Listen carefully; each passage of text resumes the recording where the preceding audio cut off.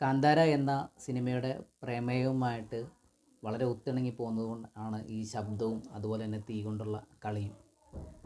അതിൻ്റെ പ്രധാനപ്പെട്ട കാരണം ഒരു ഗുളികനാണ്. ഗുളികൻ എന്താണെന്ന് വെച്ചാൽ അതിൻ്റെ ഒരു ബേസ് നമ്മൾ എന്തായാലും അറിഞ്ഞിരിക്കണം. എന്നെങ്കിൽ മാത്രമേ ഈ ഫിലിം നമുക്ക് കൂടുതൽ ആസ്വദിക്കാൻ കഴിയുള്ളൂ.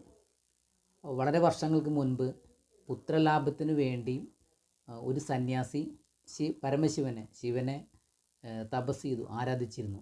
അങ്ങനെ ശിവനൊരു വരം കൊടുത്തു. 100 വയസ്സുള്ള വരെ ജീവിക്കുന്ന മന്ദബുദ്ധിയായ ഒരു മകനെ വേണോ, അതോ 16 വയസ്സ് മാത്രം ആയുസ്സുള്ള ബുദ്ധിമാനും അറിവുമുള്ള ഒരു മകനെയാണോ നിങ്ങൾക്ക് വേണ്ടതെന്ന് ചോദിച്ചു.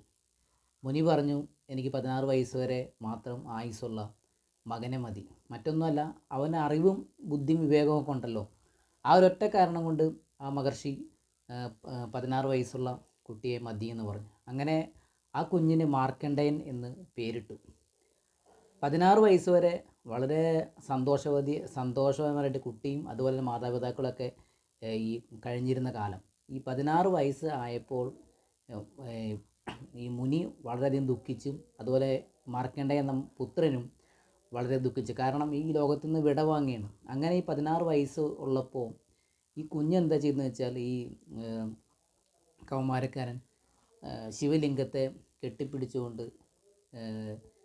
കരയുകയും പ്രാർത്ഥിക്കുകയും അതുമായി ബന്ധപ്പെട്ട കാര്യങ്ങളൊക്കെ ചെയ്തു. അങ്ങനെ ഇരിക്കുമ്പോൾ മരണദേവനായ യമൻ വന്നു, കാലം വന്നു. ഈ കുഞ്ഞിനെ മാർക്കണ്ഡേയനെ കൂട്ടിക്കൊണ്ടുവരാൻ വന്നു. അങ്ങനെ ഈ ശിവലിംഗത്തിൽ കെട്ടിപ്പിടിച്ച് കരയുന്ന മാർക്കണ്ഡേയനെ പിടിച്ച് വലിച്ചുകൊണ്ട് പോകുന്നതിനിടയിൽ ശിവലിംഗത്തിന് അതിന് കേടുപാട് സംഭവിക്കുകയാണ്. ആ തട്ടുകയാണ്.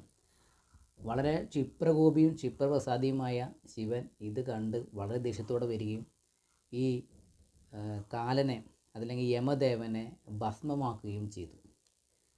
അങ്ങനെ യമൻ മരണദേവനാണ്. എല്ലാ ആളുകളെയും സർവ്വചരാചരങ്ങളെയും മരണത്തിലേക്ക് കൂട്ടിക്കൊണ്ടു പോകുന്ന ഒരു കർമ്മമാണ് യമൻ്റേത്. യമദേവൻ ഭസ്മമായതിനു ശേഷം ഈ പ്രകൃതിയിലെ ജീവജാലങ്ങളെല്ലാം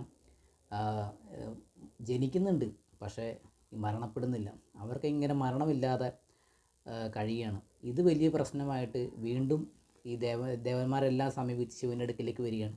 അങ്ങനെ ശിവൻ തൻ്റെ ഇടതുകാല് കൊണ്ട് ഭൂമി സ്പർശിച്ച് ആ നിലത്ത് ചവിട്ടുമ്പോൾ ആ ഒരു പെരുവിരലിൽ നിന്നാണ് ഗുളികൻ ഉണ്ടാകുന്നത്. അങ്ങനെ ഈ ഗുളികൻ്റെ പ്രധാന കർത്തവ്യം ഈ യമദേവൻ്റെ കർത്തവ്യം അനുഷ്ഠിക്കുകയാണ് പിന്നീട് ചെയ്തത്. അതായത് കാലൻ്റെ